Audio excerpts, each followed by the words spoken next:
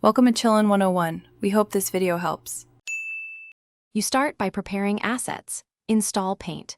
Net and any essential plugins, then open your source image and create a working copy. Set canvas size and DPI to match output requirements so you avoid scaling artifacts later. Create separate layers for background, subject, and adjustments. Once done, save incremental versions, V1, V2, to preserve originals.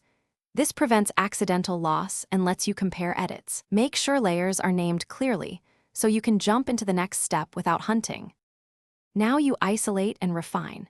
Select the subject with the magic wand or lasso, then refine edges using feathering between 0, 5 and 3 px to avoid hard lines.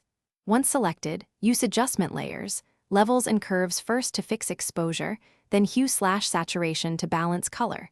Adjustments on layers keep edits non-destructive. Clean up artifacts with clone stamp and heal, and use a light Gaussian blur to blend edges into the background. Make incremental saves so you can revert individual. To finish, flatten visible layers for a final preview, then export both a layered PSD for future edits and PNG or JPEG at the target resolution. If you notice banding, add subtle dither or export at higher bit depth. This preserves gradients. If edges appear harsh after export, reopen your working file, reapply a 1-2px feather on the selection layer, and re-export. Finally, compare exported versions, and keep the best one named clearly so you can reproduce results easily. Thanks for watching.